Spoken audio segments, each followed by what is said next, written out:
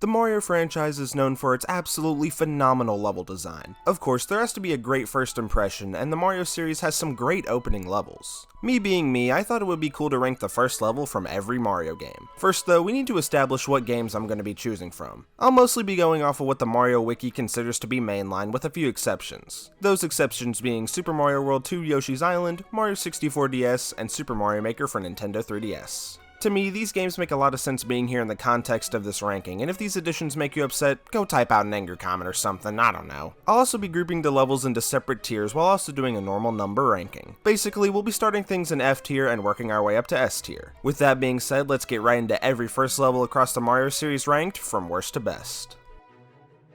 Kicking things off in F tier, we have the epitome of laziness with number 25, Super Mario Maker 3DS. I debated including this in the first place because it's just a remake of the original Super Mario Bros. 1-1. While the level itself is pretty solid and a classic, the fact that they didn't even do anything to change it up makes it not great. I mean, Mario Maker 1 remade this level but made it creative. We'll see the original 1-1 much later in the list, but this is by far the least effort put into a first level. It's the only level here that I felt deserved an F tier, and that's saying something because there's some not so great levels in here. I wish that they would have gone for a more creative first level in a game where you're supposed to express your own creativity.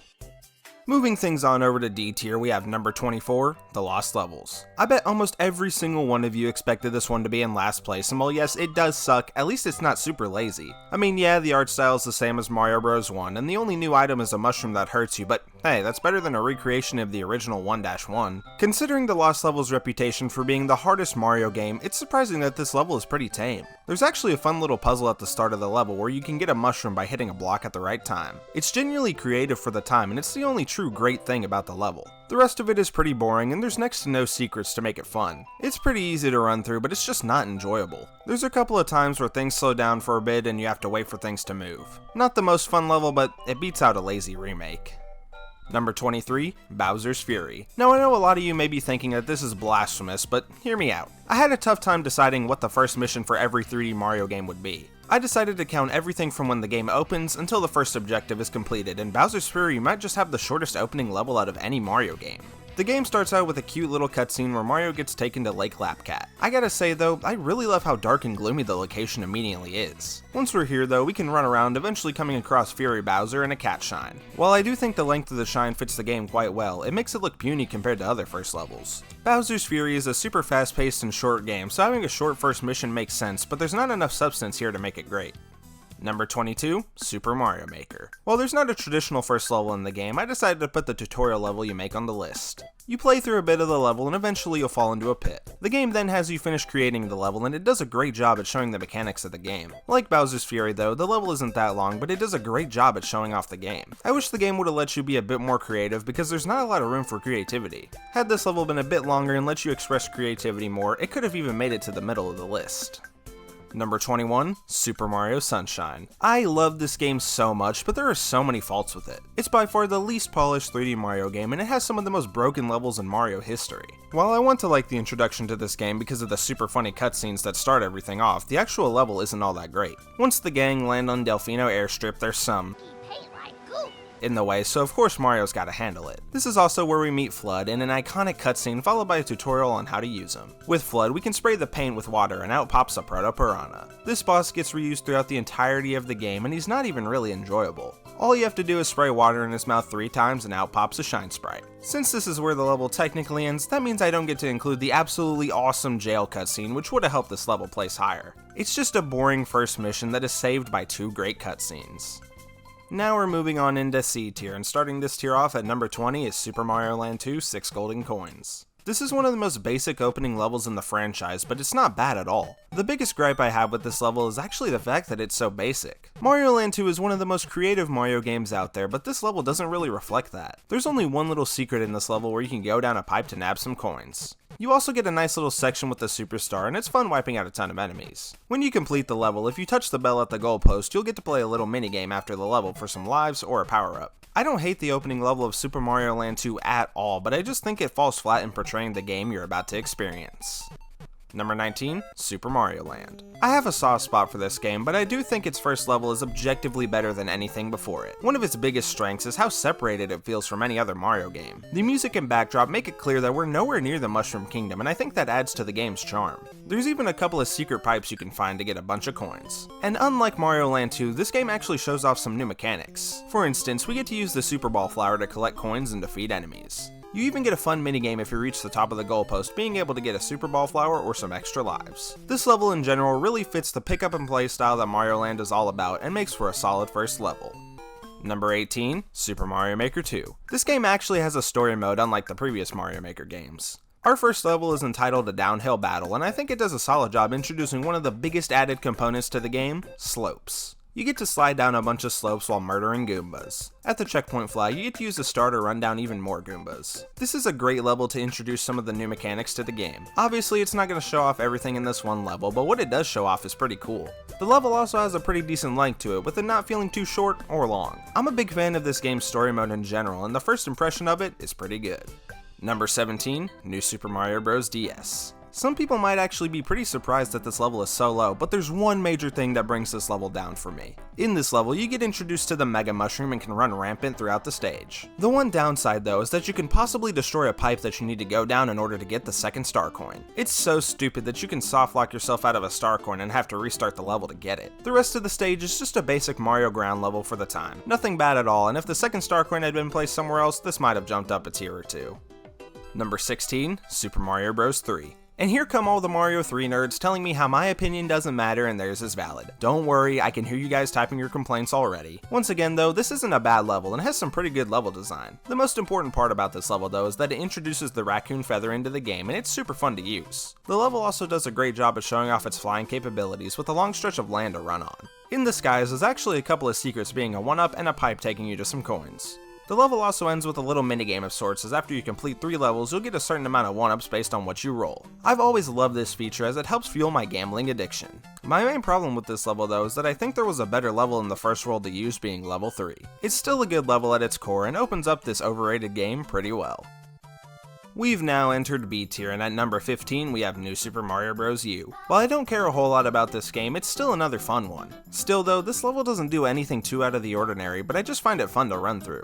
The star coins are also fun to collect because you get to use this game's new power-up, turning Mario into a flying squirrel. I actually really like this bit where you glide down while avoiding flying squirrels. Honestly, the star coins are the only thing keeping this out of C tier. I really enjoy collecting them in all of the New Super Mario Bros. Games, and I think this game does a great job with their placements. For the most part, Acorn Plains tends to be a basic World 1, and this first level is no different. It's still a great level though that sets the tone for the rest of the game.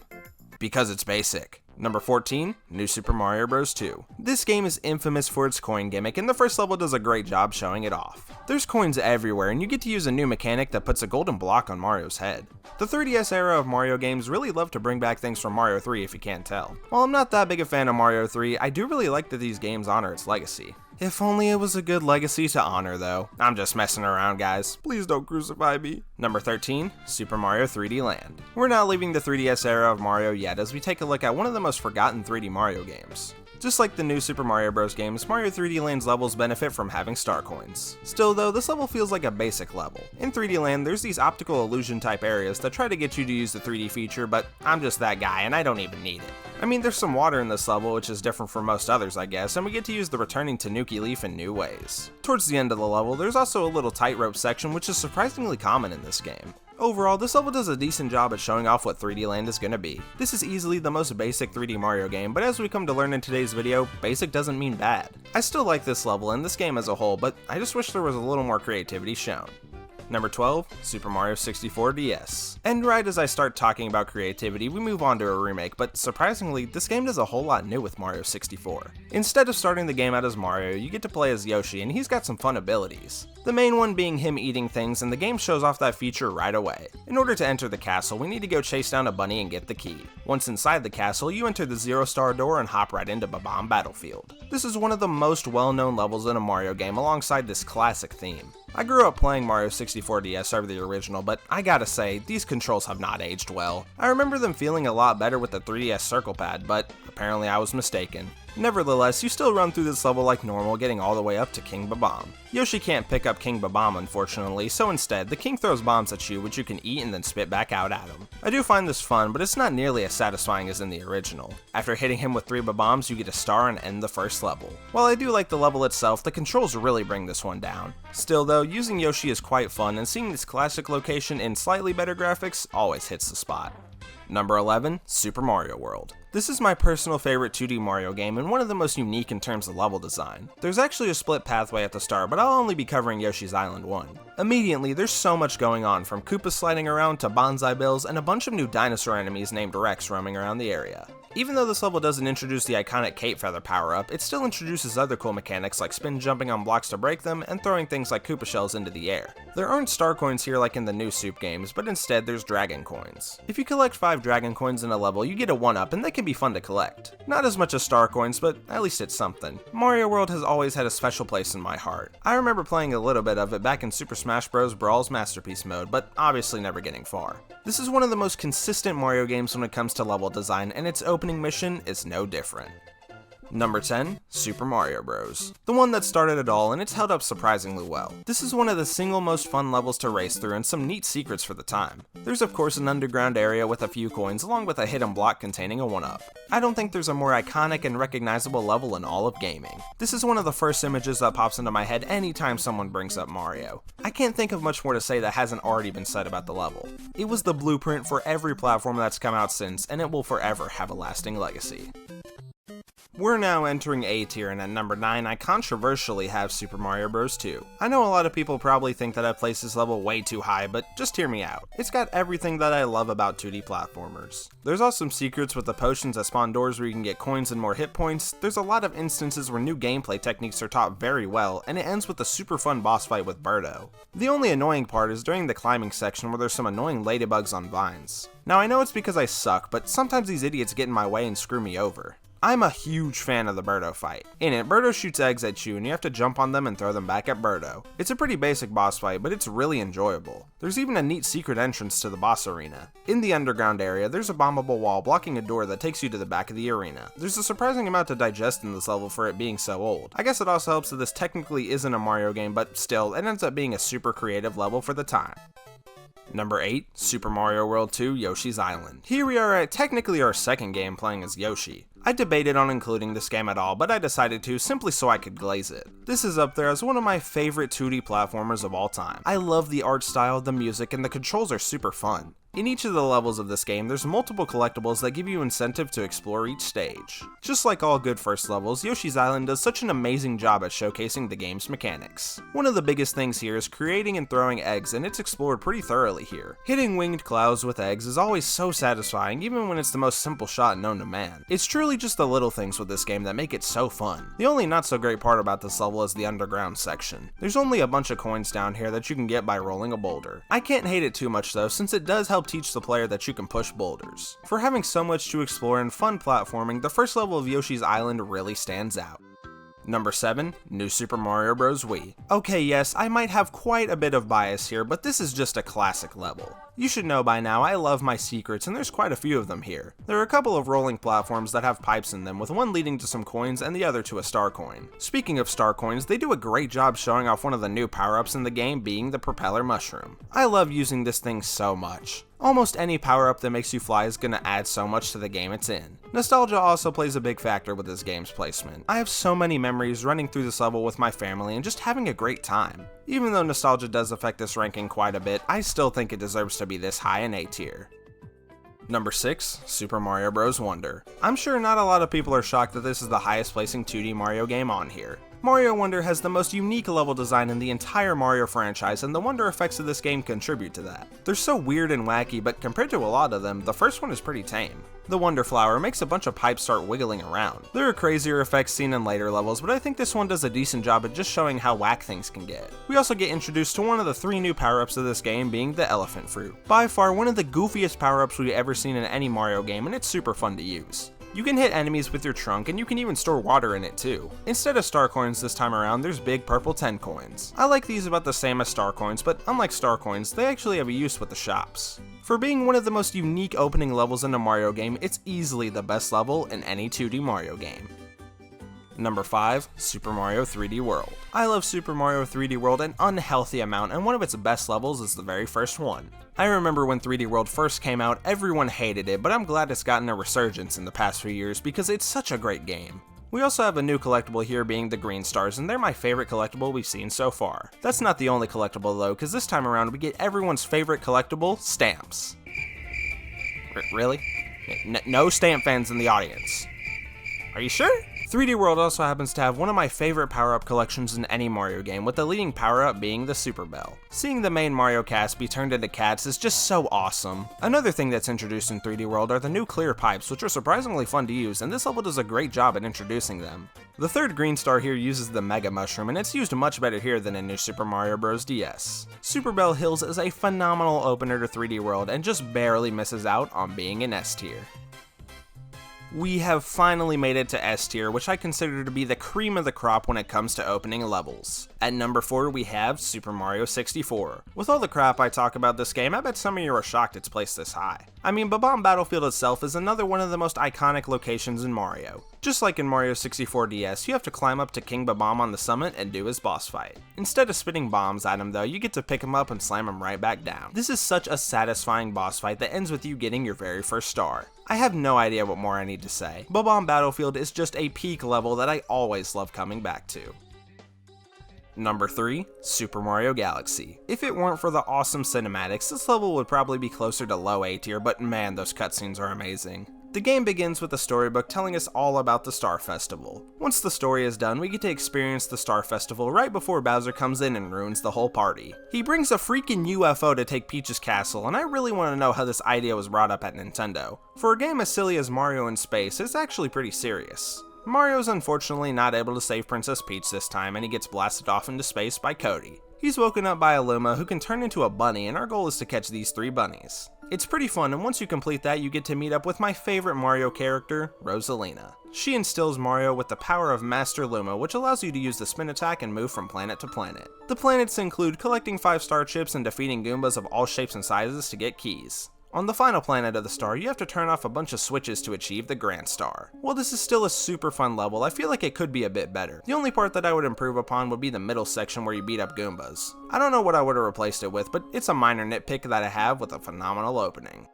Number 2, Super Mario Galaxy 2. While the first Galaxy game definitely has the better opening cutscenes, I believe Galaxy 2 overall has the better first level. While the opening to Mario Galaxy 1 is super serious, Galaxy 2 has a more lighthearted and goofy tone. I mean, look at the size of Bowser here. The game starts off in a 2D section where you get to meet Master Luma, and eventually things transition back into 3D. I've always loved this opening, and look at how tiny Peach looks in Bowser's hands. It's so cute. Eventually though, Luma turns into a launch star and truly launches us into the level. In my opinion, the opening piece of music along with the landing is the most impactful moment in any Mario game. Just take a listen.